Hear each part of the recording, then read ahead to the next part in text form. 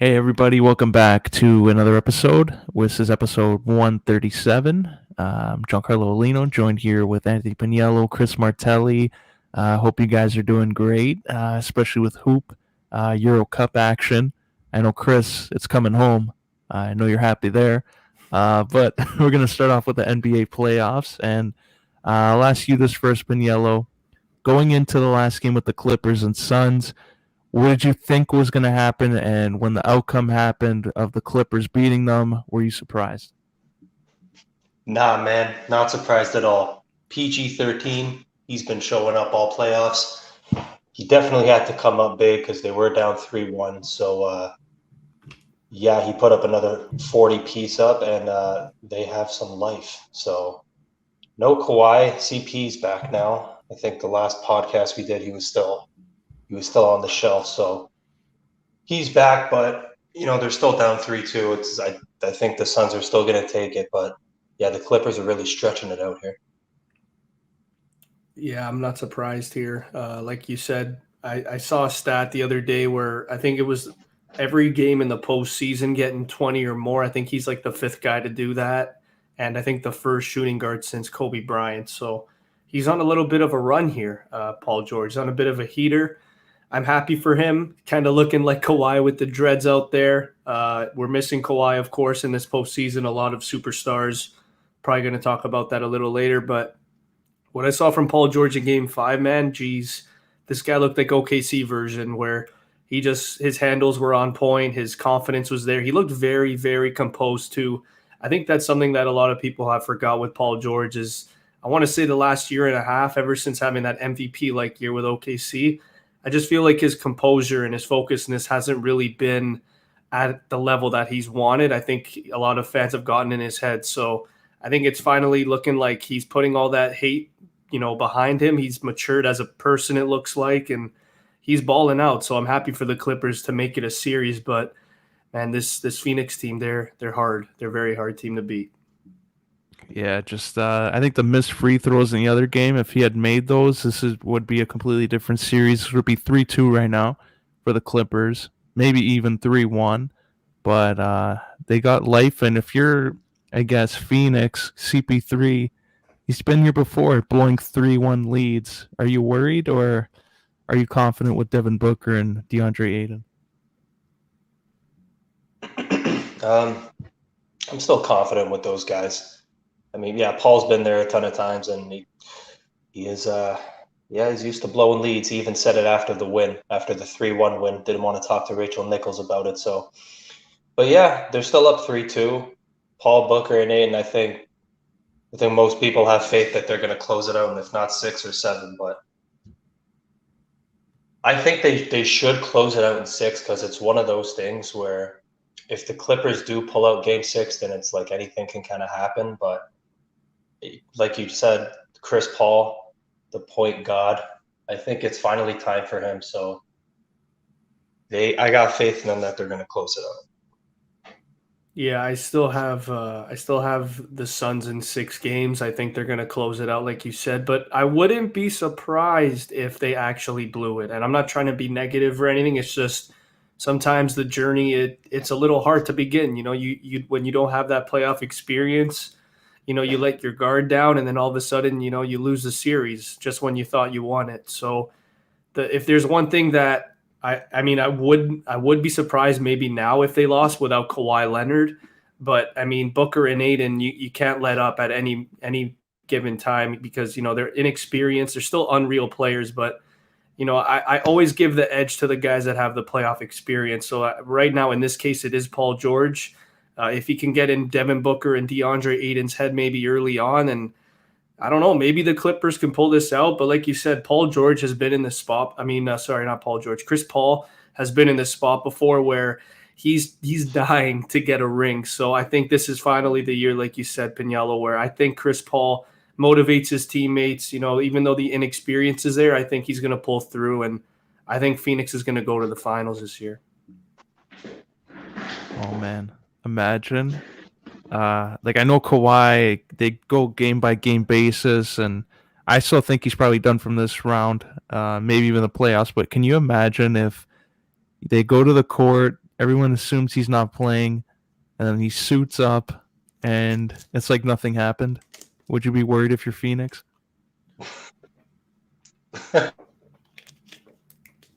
Oh yeah. I think we talk about it all the time off the record. Like if Kawhi comes back, this was even when it was 3-1. I'm like, the Clippers are going to win fucking the next 3 games.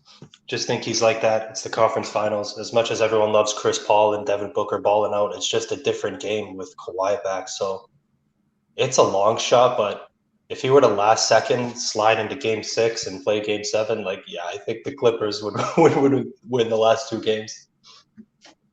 Yeah, I don't know about that. I know how great Kawhi is, but I don't really know, man. It's hard to predict that. That's a Max Kellerman take there. So I'm just gonna leave it at that. I think he's Kawhi's obviously the game changer, but I don't know, man. Devin Booker, Aiden, Paul, I think they're balling on a different level. The depth too that this team has shown. Bridges and Cam Johnson putting it on when he's been asked to, like you said, Pagniello, Dario Saric, another guy that's great. Jay Crowder went on that deep run last year with Miami, so he's got the experience. So, yes, Kawhi is great if he came back. It gives him a little bit of hope, but I still like Phoenix. I like this team a lot.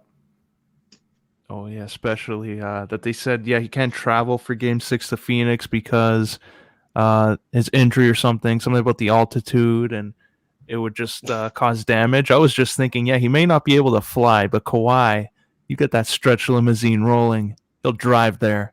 So wouldn't hold out too much hope there. You never know. But, that's it's an interesting one. I think if the Clippers push it to 7, then we'll probably put more pressure, but I think the Suns might be able to close us out just because of Aiden, the difference there. Clippers have been up and down.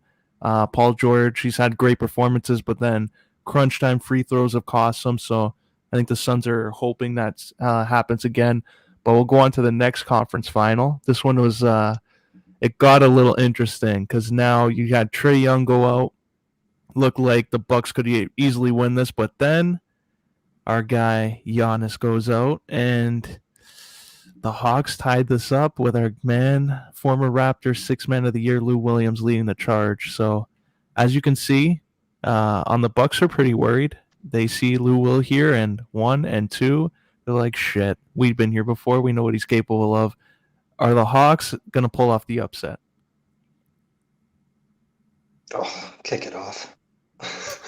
I'll still say no. I still think the Bucks are going to take this, and I guess now I'll say 7 games instead of 6 before. But I just love what I've seen from Drew Holiday and Chris Middleton as the playoffs have progressed. I mean, I think it was the first round they looked a little rusty, especially Drew Holiday.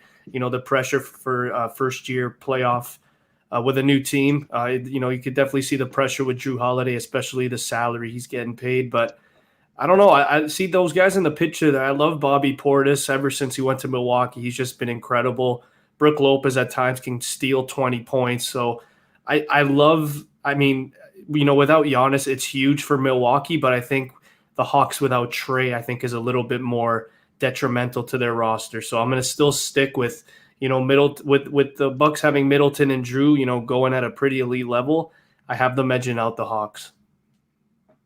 I also have the Bucks, but in 7 if it stays with no Trae and Giannis. But Middleton's got to have one of those games because he's so fucking up and down. He'll have a 35-point game, and then the next game he'll have 13. I think if Giannis is going to stay out, he specifically has to be that guy where his shot's got to fall. He's got to be on. Him and Holiday really got to take over because the game is just completely different with Giannis out. I got the Bucks by a hair, really. Middleton's got to have a classic because when you look at the Hawks, even without Trae Young, Kevin Huerter's balling out. Capella's a fucking monster. Lou Will shows up when he's supposed to. Collins has been consistent all year. Their wing players are really solid. So, I'm very worried if I'm Milwaukee. Yeah, especially if Trae Young comes back. I don't know how much damage Giannis took, but if he's ruled out here, I wouldn't be surprised. I'm with you guys. I know Milwaukee is probably the favorite here. I would have gone with Milwaukee even if they're both healthy, but Giannis out, Trae Young comes back. It's starting to look like maybe Atlanta could go to the final, and that would be another missed opportunity for the Bucks. But let's say Atlanta does go to the final. Do you think they would, at that point, be the favorites to win it? Between them and Phoenix, oh my gosh. That's I think I would end up taking Phoenix in that one. But that, to me, I think for a basketball fan, that's just kind of a win-win situation. Two teams you don't really expect, two young stars and Trae and both.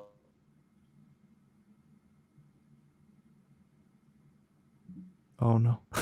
Yeah, I Phoenix agree with 6. I agree with Pagniello there. I like. I mean, I want to say that, you know, if Giannis comes back and he's healthy and he dominates and they win it all, and then that's a really good story. But let's say the Bucks lose due to this injury and you have a Trae and a Devin Booker matchup. That's just, yeah, like Pagniello said, win-win. It's fresh. It's two young up-and-coming superstars in this league. So, yeah, to me, it's a win-win regardless here.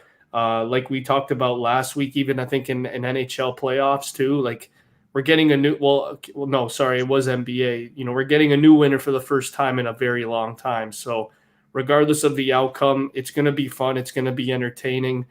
I hope that no more superstars get injured because it's getting out of hand now. It's brutal.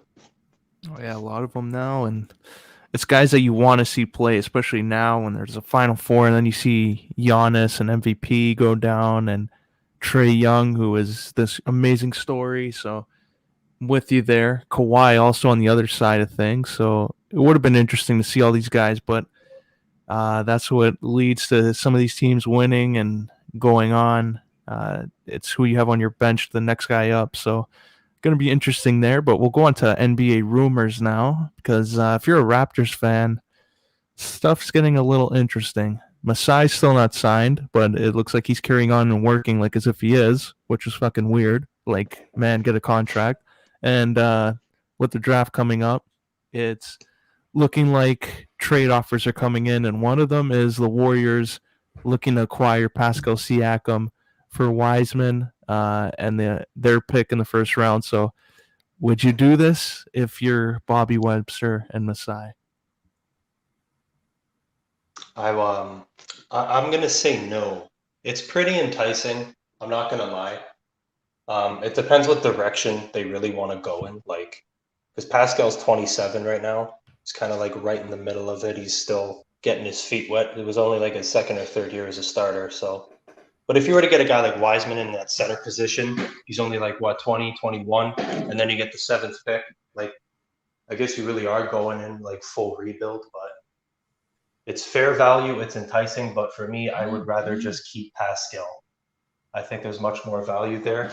I think the Raps are in a good spot with their 4th pick, and they could potentially make the playoffs next year and pick up where they left off. I don't think they're serious contenders, but if you make that trade, I think, like, yeah, you really might as well trade OG and Fred if you're going to do that. Yeah, you know what? It is enticing. I really do like Wiseman. What I saw from him this year, he looks like he could be dominant. And, you know, you already have the 4th pick. So if you potentially get the 4th pick, which is probably Green or Suggs, and then you add Wiseman and then probably like a Scotty Barnes or a Keon Johnson in the draft. So that literally depends on what kind of direction they want to take. Like if they're really impatient with Siakam already, to me that's absurd. I think it's way too premature to trade a guy like Siakam. He's 27 years old.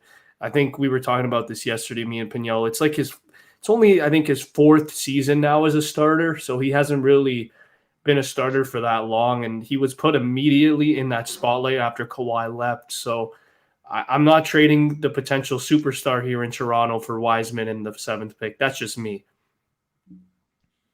I think it would be interesting only if you have a backup plan. Like if you're losing Siakam, that kind of makes me think like there's a plan maybe or a trade in the works for Kyle Lowry and Ben Simmons, because then if you move Siakam, that's a power forward spot. They probably put Ben Simmons there.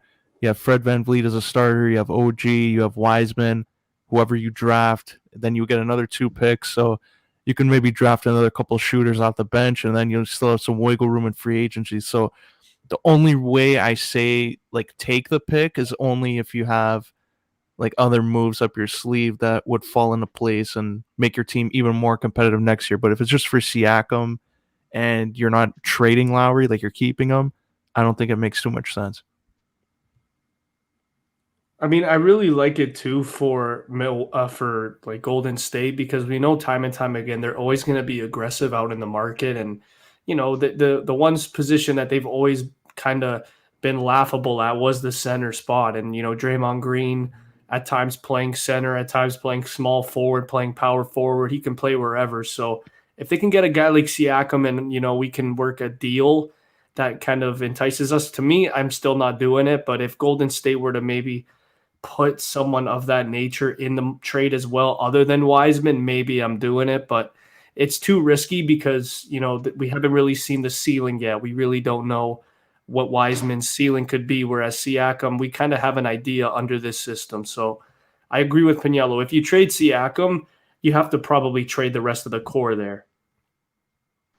You could probably hold on to OG because he's still like 22, and maybe Trent, but yeah, you're kind of setting things back, right? And then it'll be years and years down the line before this team really starts to come along again. So, yeah, I still think they're in a position where they could make the playoffs and maybe do some damage. They got to get really lucky and things got to go well. But, yeah, I'm sticking with Pascal. Speaking of other rumors making the rounds, Damien Lillard, which would be weird because they got the coach now that he pretty much, I guess, approved of, but his name's out there regardless. Where do you see Damien Lillard playing next season, in Portland or elsewhere? I'll say Portland for now, just because I know the rumors they're coming up after knocked out in the first round again, but he's one of the very few guys in the league. He's just so loyal. The guy's around 30 years old now. He's been a trailblazer. I can't really see him on any other team. If you were to tell me he's upset after all this time or whatever, he's yeah, I obviously believe you, but I cannot see this man in another jersey. I don't know what team can put a package together, probably fucking Golden State, because like you said, they're in every package deal, but I can't see him in another jersey, boys. I don't know.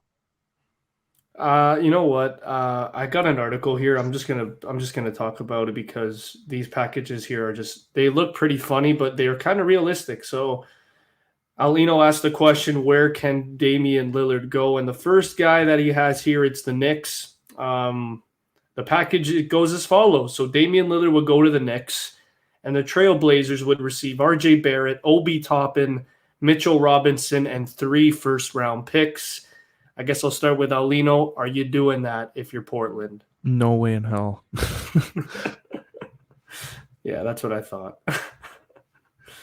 The next team is Boston, which again I could kind of see that. They just traded Kemba Walker, so they need that point guard. So this package would look like Jaylen Brown, Marcus Smart, Aaron Nesmith, and a first for Damian Lillard. I don't know, that sounds pretty good actually. If I'm Portland, that's a pretty decent return. Jaylen Brown to me is a superstar, so I know I'm getting a superstar back. But Pagniello, what do you think about that one? I caught the last 8 words maybe. I heard I got you after Nesmith.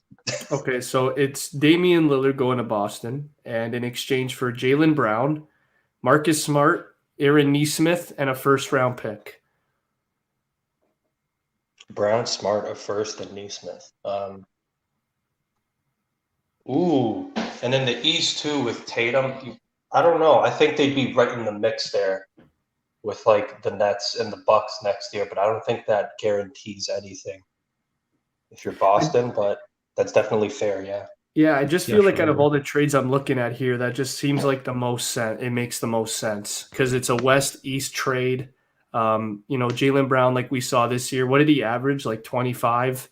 He's a superstar in my opinion. You guys know how much I love Tatum and Brown together, but if the Celtics can probably get a guy like a Lillard for a Brown, oh man, I think I'm doing that for both sides. Oh, Melo's gone then at that point, because then you would have to go with salary. You'd probably be starting McCollum, Brown, Norm, Marcus Smart, and who they have at center. Who, the Celtics? No, Portland. Whoever they have at center. They got Cantor and Nurkic. So yeah, salary would have to work. I think Cantor makes. Yeah, that would be interesting. He makes a lot of money, I think, or like a reasonable amount where they would have to move somebody. Maybe Norm. You won't have enough to sign him, but that would be interesting. Pagniello, there's 2 more teams that are in this trade package, and one of the teams you mentioned, Golden State. You want to know what it is? So they're predicting that the Warriors would get Damien Lillard, and the Trailblazers would get Andrew Wiggins, James Wiseman, Jordan Poole, 2 2021 first-round picks, so the 7th and the 14th, and a future first-round pick. I would tell them to go fuck themselves sideways if they came at me with that. If I'm Portland, what the fuck is that? First round picks or Golden State, you got Steph and Clay. That doesn't mean shit. I'm hanging up the phone immediately if they came at me with that. I agree with that. That's probably the worst one out of all of them. Yeah, not doing that. Not doing that at all. And then the last one, I'll ask Aulino first because this one's funny. So Damien Lillard going to the Sixers for Ben Simmons, Tyrese Maxey, George Hill, and 2 future first-round picks. Man, for the Sixers, that's a phenomenal trade. Can you imagine Lillard and Embiid? Man, that's a win-win. Seth Curry. Yeah, Seth Curry would stay, so he would slot in, and we saw the way he played this year. For Portland, that's not a good fit. Simmons and Maxey, like, you're basically playing all over the place there. Like, who's going to be the point guard? McCollum, you would have to trade at that point. So Portland would have a completely different team next year, and they would probably take like 3 steps back instead of 2. And that draft pick they have better be a good one because you're looking at least 2 years of being close to the end of the like bottom of the Western Conference because that conference already stacked. And yeah, you're not doing yourself favors with that. But Sixers, I would do it. The Philly guys were what? Simmons, Hill, Maxey, and 2 firsts. Yeah. Oh, salary dump. That's really like the same deal. That's really Lillard for Simmons.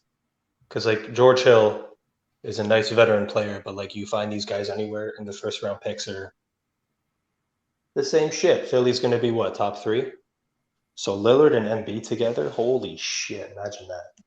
I guess I'll ask this question now that we looked at all 4 of them. I was going to say, I guess between the Celtics and the Sixers, which one do you like see being more realistic? I want to say Philly just because of Simmons. I feel like they're willing to part ways with him more than Boston's willing to part with Brown. I feel like Brown's really coming to his own this year. Is everyone knows about Simmons' game, but like, yeah, it got to a point with him and Embiid. I feel like they're willing to let him go more. So maybe Lillard to the Philly would be more realistic for me. Yeah, I'm going to say Philly on that. Like, even though now, like, I think the Celtics would make Lillard feel a little bit hesitant about that just because they already have a bad history. Like, look at Isaiah Thomas and Kyrie, then Kemba Walker. Like, they have a bad track record there. So if I'm Lillard and if I'm even Portland, I would give him at least that respect. If you're mutually coming up with a trade to not send him there, I would probably go with the 76ers row and try to get more draft picks out of it. But yeah, that's like, if you're going to get draft picks from Philly, you have to come up with the idea of maybe flipping them and moving up. Because if he goes to Philly, you're looking at 27 to 30 every year. So still a tough situation that you're going to have to rebuild out of. As crazy as it sounds, I think the league needs that trade to happen. The Philly one, just no, like because I'm really thinking about it, and like you have the powerhouse in Brooklyn, you have the up and coming teams in Atlanta and Indiana and all these like Charlotte, and they're there, and the Raps now too. And I feel like if Philly were to get Damian Lillard and give up Ben Simmons, not only does that trigger Portland to probably go into a bit of a rebuild or retool, but that just makes, Philly right back where they've been. It's another attractive market. You have another powerful duo in Embiid and Lillard, screaming box office. So I just feel like that would be really great to balance out the league almost in a way. So I really want to see that trade go through if I'm an NBA fan at that point. Yeah, I like that. I think if you're Portland, there's no question. Like it's a rebuild if you get rid of Lillard. Because like the rumors with McCollum already started a few weeks prior. And then after that, a lot of nice players, but it's just not enough over there. So Portland's been great for a long time because of those two guys. And it just might be time for both sides, for Philly and for Portland. Yeah, I agree. It's going to be they're going to have to make that decision probably in the next few weeks up until the draft, because you already have a new coach now. So once they get a feel of what he wants to do playing wise, then Lillard will probably make that decision, and they can all go into next season knowing what they're going to be into. But yeah, I just don't see him moving yet. Like, I still think he stays in Portland. I think they're going to get some more pieces. It's probably him getting more leverage to say, we want you to get some more win now pieces. Like, Melo's a great player, but like, we need somebody to put us over the hump here to go along with Melo. So I think it's just going to be, it's Damien Lillard kind of putting his foot down and saying, like, get some more star power and let's make a run here while we're in our prime. So you think Lillard's going to have the patience to go another year, one more year with this team? Yeah, I think this is kind of like what Phoenix was doing, like Devin Booker. Like, they were finding out, like, this guy's playing his heart out. We need another big piece here. They go get Chris Paul. So I think there's something here where Lillard is, he's done his all. Him and McCollum, they got Melo. That was a great story. But when they signed him, he didn't have high hopes for him. They just thought he would be a guy that can come off the bench at times. But he ends up being an impactful player. So I think this is going to lead to Portland making a big trade. They still can realistically. Like, they're right in the, because like Lillard and McCollum are, like you just said, they're right in the prime of their careers. I've been saying for the longest time, like, we all like Nurkic, but if they had another player in the 4 or 5 spot, so they can get like a solid big three and they could really compete in the West. Because for the longest time, like, Lillard and McCollum would kill themselves and then they would just get fucking washed in the second round. So a legitimate big three would, that would obviously be nice. So I was kind of surprised they didn't go after Vucevic at the deadline. Like, they went after Norm, but like, did they really need Norm though? Like, Norm was great, but like, if they went after Vucevic, that would have put like a stamp right there. You could have had Melo, Vucevic, McCollum, and Lillard. That would have been a nice little 4-piece there in the playoffs. I mean, Like, the thing what that's if, unfortunate too with Portland is, like, you look at the team status the last like 5-6 years, and even though they've never been able to win, they've never been able to have those, young, attractive pieces to get that third star. You know what I mean? So they've always been in that, we need that third star, but we can't really trade for it because we don't have the assets. Like, they have Zach Collins, they've had Nurkic, they've had Whiteside. They've really tried with the center spot and nothing's really gelled. So, and it sucks because, they probably just traded their best, youngest asset to the Raps in Gary Trent Jr. So their second best asset, it probably is Anthony Simmons. I don't really even know if it is. So at this point in time, I mean, it's really tough if you're Portland. Like, do you really try and trade a bunch of your younger roster players for that third star and really lack the depth like a Brooklyn, or do you hit restart? It really depends on where the patience lies with this franchise.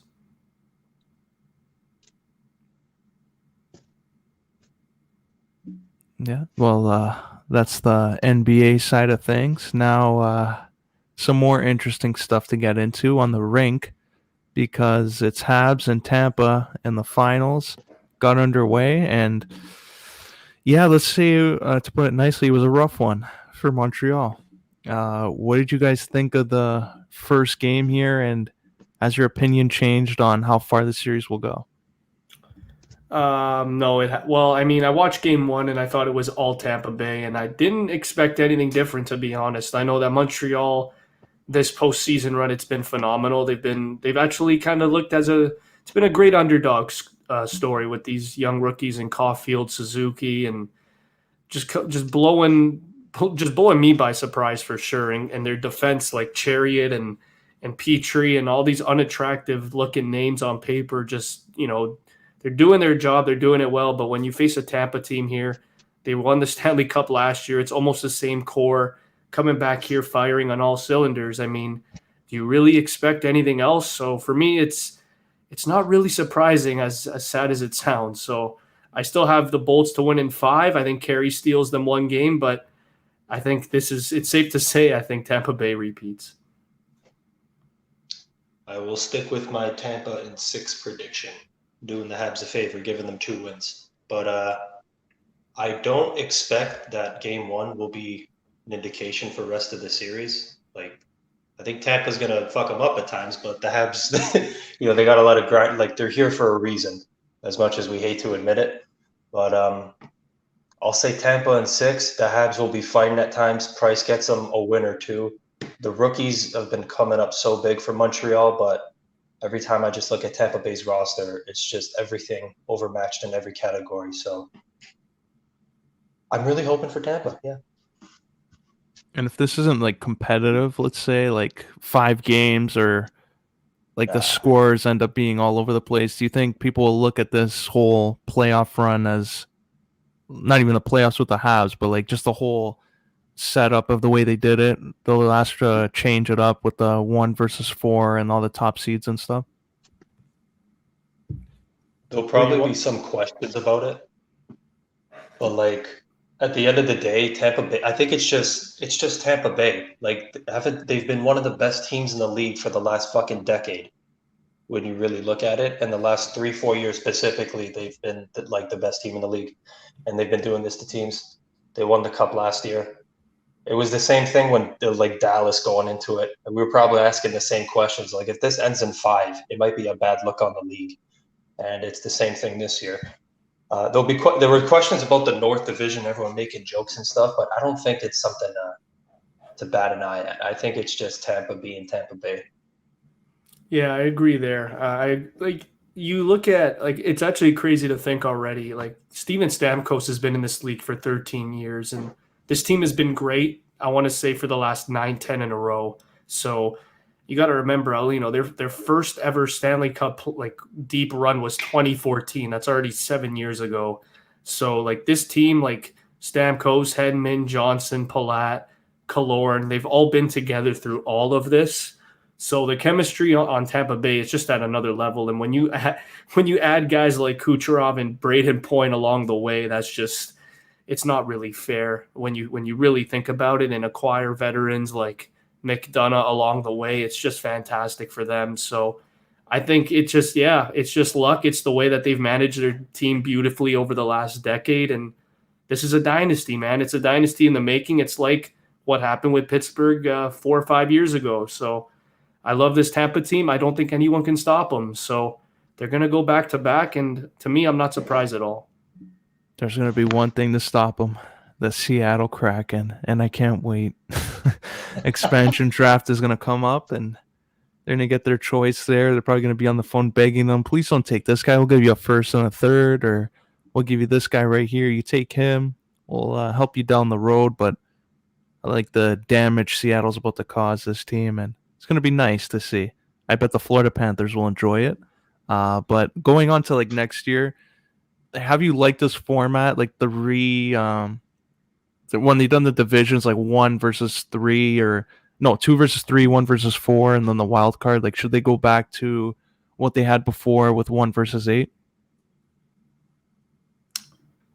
I like the wild card only because it adds a little bit more flavor to the final playoff spot. But I kind of like the boring approach, the one versus 8, 2, 7, like the vintage way of doing it. I think they need to go back to that. My brother said it best. I think in the long scheme of things, I think everything is going to be modernized in a vintage way. If you know what I mean, all the logos are going to be vintage but modernized, and I think the game is going to go back to more of a vintage type way. I would at least like to see it. Obviously not with the hitting and the fighting, but everything else, I think they're going to aim towards that approach. I really want to see the 1 to 8 back. I love that dynamic. I'll take the 1 to 8 as well. It's not as big of a deal to me as it is with most people. But the only thing I didn't like before was the winner of the divisions would get the top 3 seeds. So, like, you remember, like, when Florida won 1 year, but they had, like, fucking 93 points, but they had the 3rd spot. But if they were in the West, they wouldn't have made the playoffs. Like, shit like that. That was my only issue with it. Other than that, yeah, I like the 1-8. Yeah, just do it. Just do it specifically based on points, because that's where you value points, right? That's where the value in points should come from. So at that point in time, I think in terms of the regular season, that's where every single point should count. I think they should just do it by points and just 1-8, man. That's it. The best faces the worst going in, and you just go from there. I think it's the most logical, and I think it's the fairest way to do it. What I hope they do like in future years, because I think this playoff run, they kind of proved that you can mix and match. Like we had Nashville, Carolina, Vegas, Montreal. I think they can actually go with 1 versus 16 in future years. So like if you have an East and West, you have the conferences, have 2 divisions in each. The division leaders automatically make it in the top spot or whatever. And then 1 versus 16 on one side of the bracket, 2 versus 15 on the other. And then everyone slots in. Do you think that would kind of work in a 7-game series, March Madness style? I would be down for that. I think we were talking about that with the NBA when we didn't exactly know the playoff format, and like we can, where we're like the Raptors can potentially play like fucking Memphis. So you'll get like crazy matchups.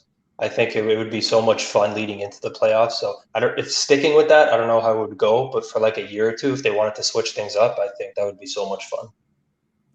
I mean, right now it wouldn't be ideal just based on the pandemic. That's the only plausible opinion I have, really. I mean, you think of like if you did 1-16, I think it could work too. Like 1-16, 2-15, and you just keep going and going. And let's say the number 1 seed is Edmonton and the number 16 seed is like, I don't know, like Carolina or something like that, and you have to really travel.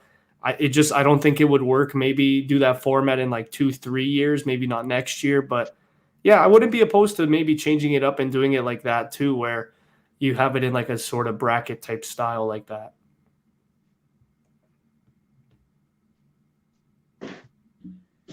Oh man. Well, anything else on hockey? I was looking at this article right here, and you guys are gonna laugh, but seeing as we were talking about NBA rumors, I just wanted to search NHL rumors, and I just got an update here saying that the Chicago Blackhawks are trying to acquire an elite defenseman. And here are the names. The 2 names that they're really, really trying to get are Seth Jones or Dougie Hamilton this offseason. And if they can, they will. If they can't get those 2, they are trying to get here. The Hawks could have interest in signing one of Tyson Barrie, Alex Martinez, Adam Larson, or Jamie Oleksiak. So it looks like they're trying their best to improve their back end going into next season. So if they actually pull the trigger on that, where do you guys maybe see Chicago next year? In a very similar spot.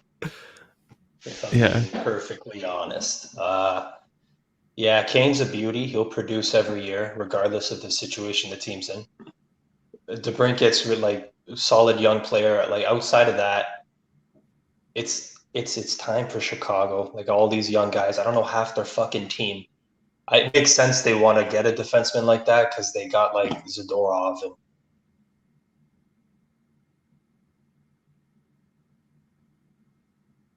I don't think I want to sign a 7-year deal in Chicago after playing in Columbus. Like it's a very similar situation. So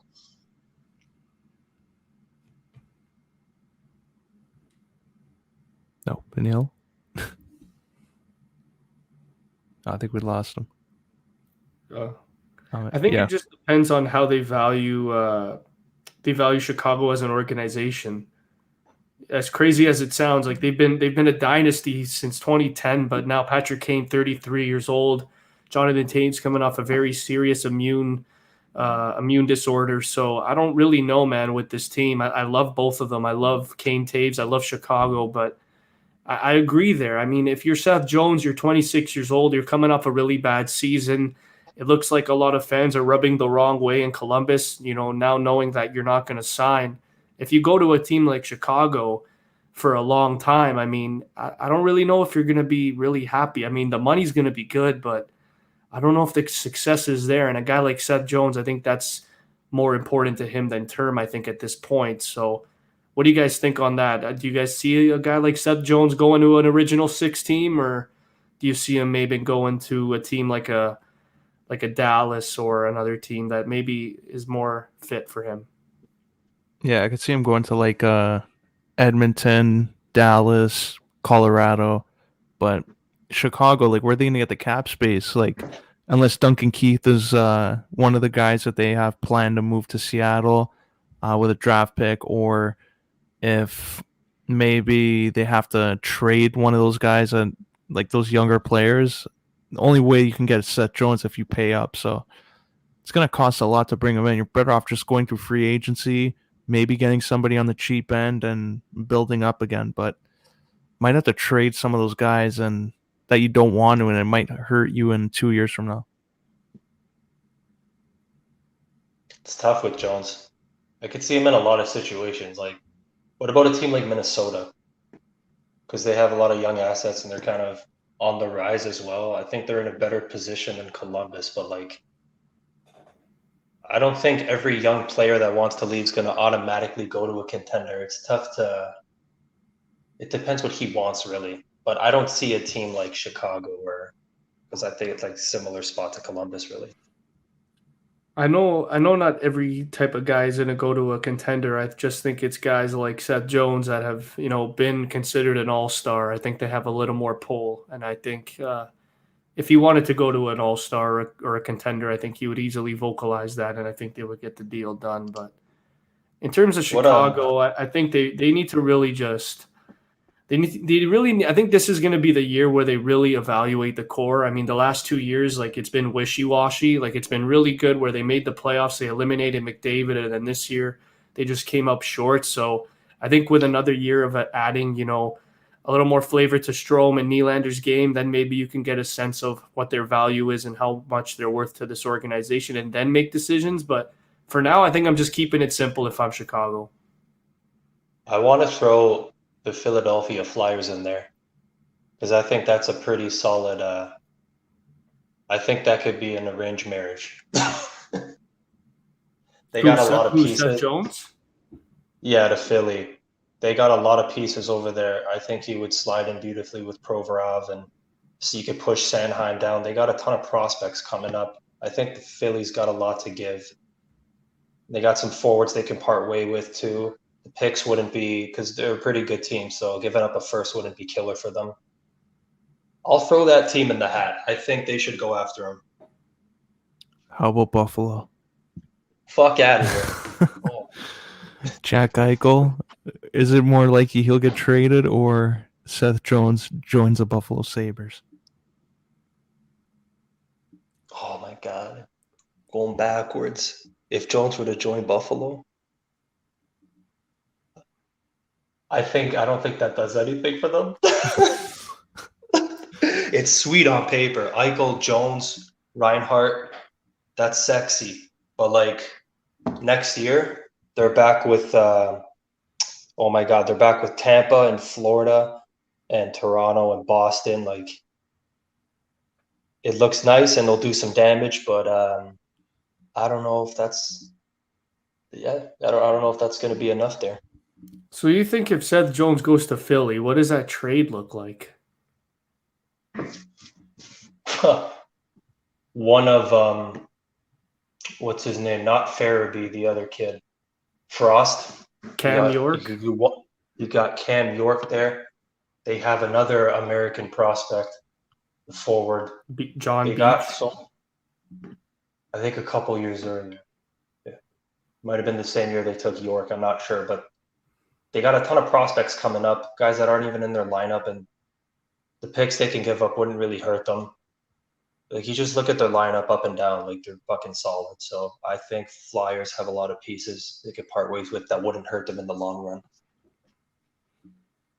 Yeah. As I look at Buffalo's lineup, I think this could be likely. The GM of Columbus is Finnish and likes bringing all those guys.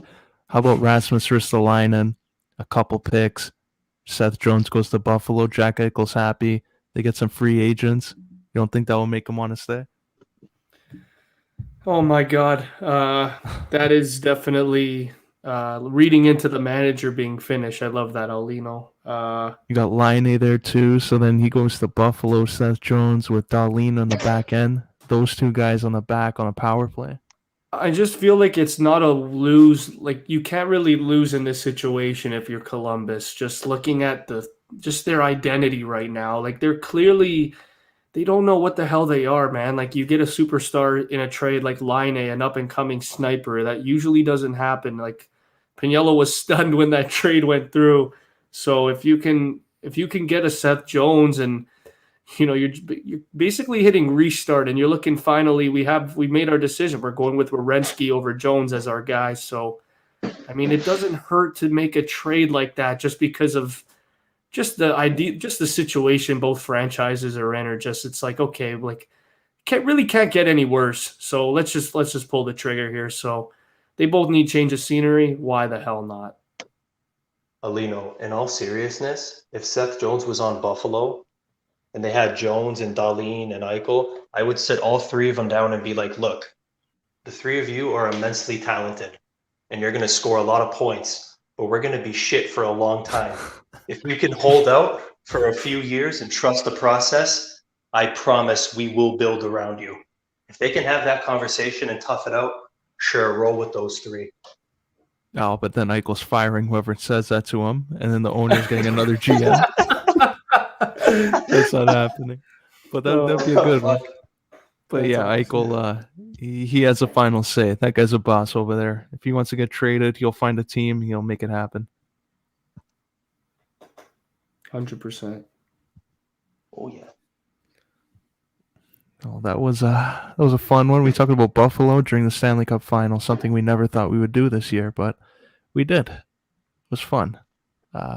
Stanley Cup Finals are going on, and we're talking about the Sabres' future. So let's end on that note, because that was something different. And hopefully next week we're talking about an NBA final that's exciting.